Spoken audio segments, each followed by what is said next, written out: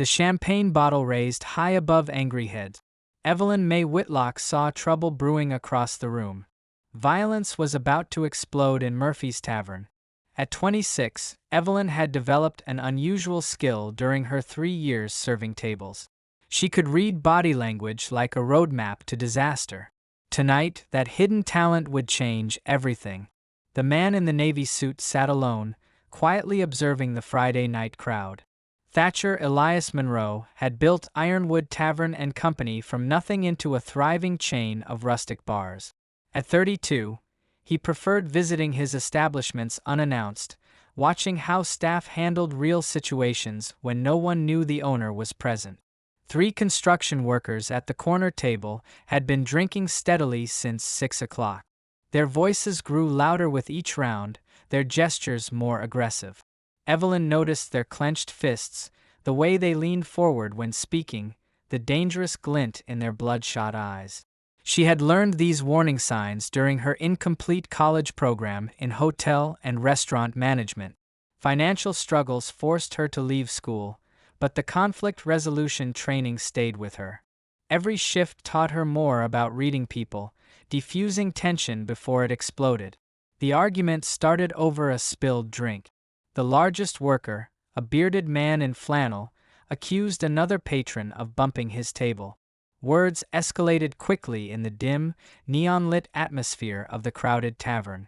Evelyn moved closer, pretending to clean nearby tables while actually positioning herself strategically. She recognized the classic pre-fight pattern: raised voices, pointing fingers, friends choosing side. The situation was seconds from turning physical. "Gentlemen, can I offer you some complimentary appetizers?" she interjected smoothly, stepping between the antagonists with practiced calm. Her voice carried the authority of someone trained in hospitality management, despite her simple waitress uniform. The bearded man turned toward her, his face flushed with alcohol and anger. "Stay out of this, lady. This does not concern you at all." But Evelyn had already assessed his body language, his breathing pattern, the way his companions were positioning themselves. She knew exactly what would happen next if she did not act immediately. "Actually, it does concern me," she replied steadily, maintaining eye contact while keeping her posture non-threatening. "This is my workplace, and these are my customers. I would hate to see anyone get hurt over a simple misunderstanding." The other patron, a younger man in business attire, tried to back away, but the construction worker grabbed his shoulder roughly. The champagne bottle from their celebration dinner became an improvised weapon in his massive hand. Thatcher watched from his corner seat, fascinated by the waitress's calm demeanor under pressure.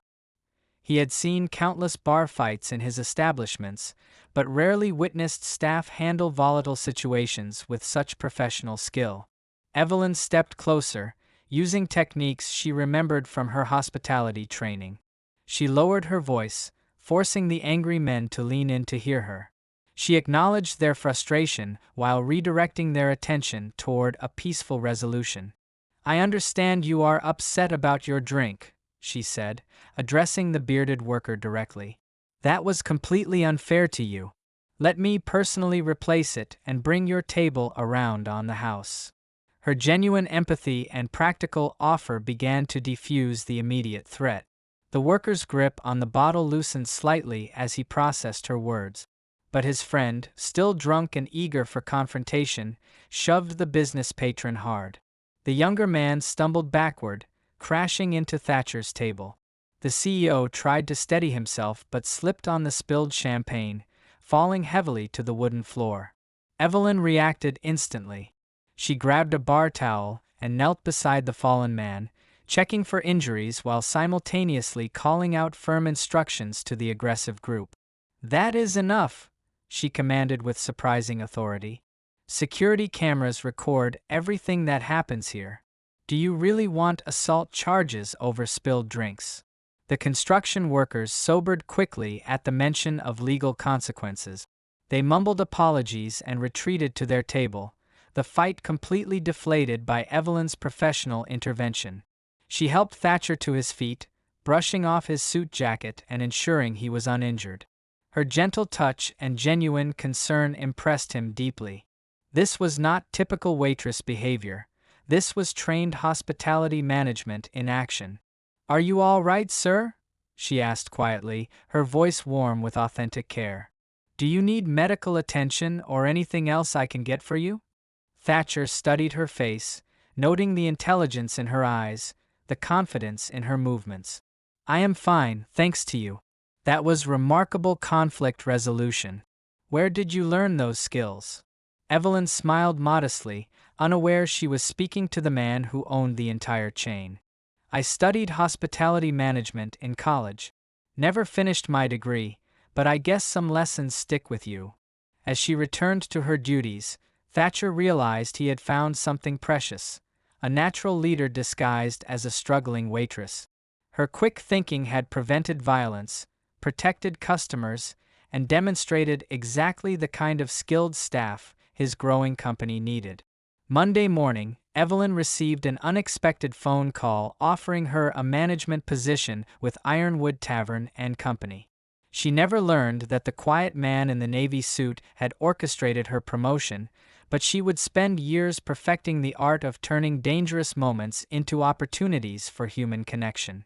Sometimes the most valuable skills reveal themselves when we need them most.